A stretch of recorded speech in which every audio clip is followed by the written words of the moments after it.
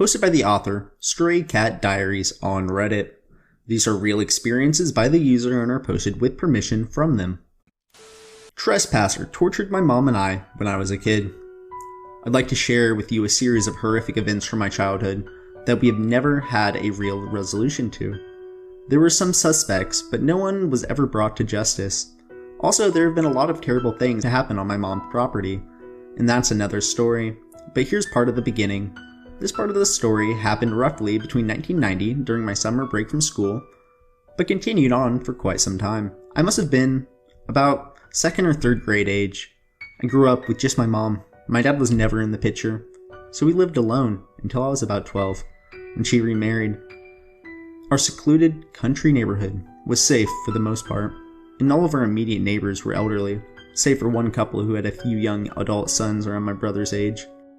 For the most part though, I didn't have much riffraff in the area. At first, there were only minor clues to indicate something was going on, such as things being moved in the backyard. And I guess, because my mother has always been a paranoid conspiracy theorist, she had an idea that something was happening. I didn't really know this until I heard her talking about it much later after the events. She tried to hide things so they wouldn't scare me. She even started sleeping in my room with me at night, probably because she was paranoid, but I assumed it was because we could stay up late and watch movies together and eat snacks. One morning, after I got up, I noticed that our old wooden back door had huge chunks missing out of it, around the part where the lock/bolt goes into the door frame. It was as if someone was trying to chip away at the locked part. I showed Mom what I had discovered, not realizing why the door was damaged, and she completely went silent, pale-faced and panicked. I could tell something was wrong, but I was too young to realize and understand that someone had apparently tried to break in, either in the night or when we were out. That day, she mended the door to the best of her ability, and if I remember correctly, she even put a new/different lock on it from the hardware store. She also filed a police report, but there was nothing they could do. I had a German Shepherd named Munchie. He was a big spoiled baby who loved raiding the fridge with me, but to a stranger he was probably very intimidating. He was my best friend and very watchful over me, and I still miss him to this day. For a week or two, after my mom and I would go to bed, Munchie would start pacing and whining, acting very anxious. Since we lived in such a rural place with no imminent danger, we thought, Mom would frequently let him outside by himself. So one night, when he was acting exceptionally strange, she let him outside alone. We didn't have central air, because our house was old, built in the 50s. We were poor and Kentucky summers were really too hot anyway.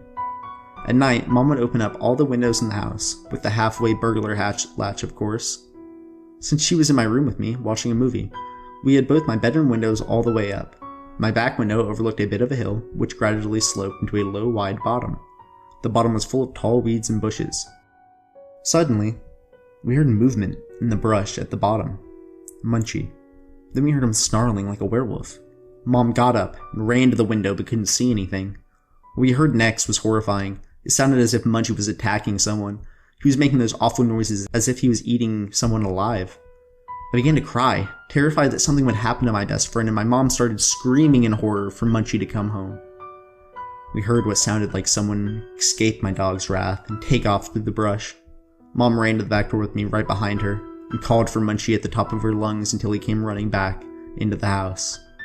He was panting and grunting and bristled up. I hugged him so tight, I probably nearly squeezed the life out of him. And time progressed. Things got worse. Being so young, I didn't know for a long time, but my mom was safeguarding the house. She even moved a tall dresser in front of my window that overlooked the hill at the bottom. She tried her best, but whoever was harassing us was finding new ways to make our life hell. Or maybe try to kill us.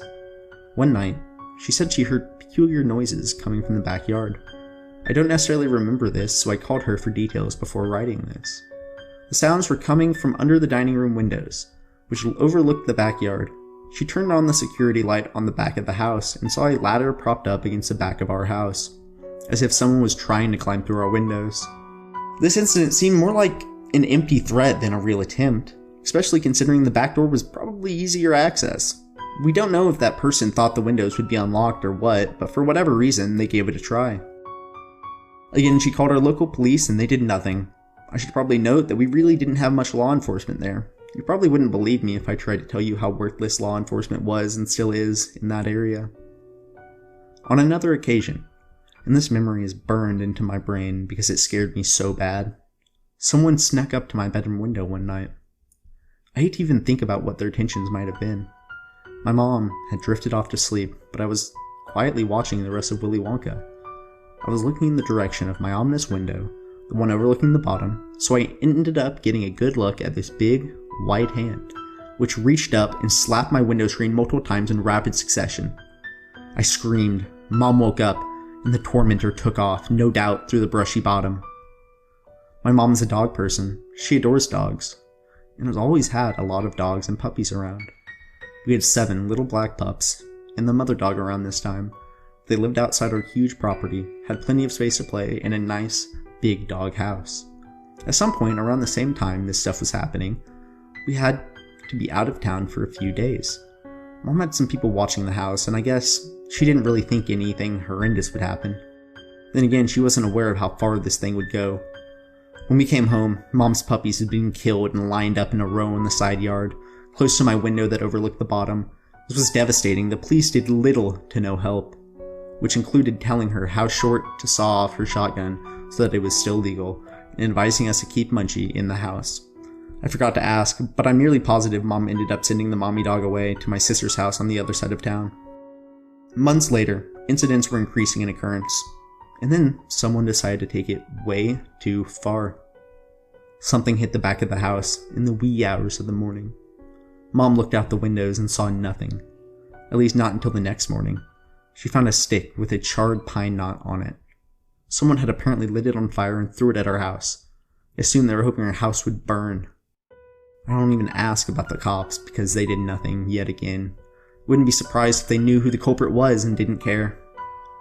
Then, one day, Munchie was missing. He'd always gone out to the bathroom in the evening before bed, but he didn't come back immediately like always. He vanished. I don't even want to go into detail about this because it breaks my heart all over again, but we found him days later. He had been poisoned. To be completely honest, I could keep going with this story, although it takes a lot of unbelievable turns. Not all of them are horrifying, some are just ridiculous. Then, around 2009, a multiple year-long court case began, where my mom had to fight a group of her neighbors in court to keep them from stealing her property. Those events led us to believe the people involved with that case may have had something to do with the torment we experienced all those years ago. But honestly, all we can do is assume. So, tormentor, I wish we could meet, but you're a coward who harasses women and children and hurt animals.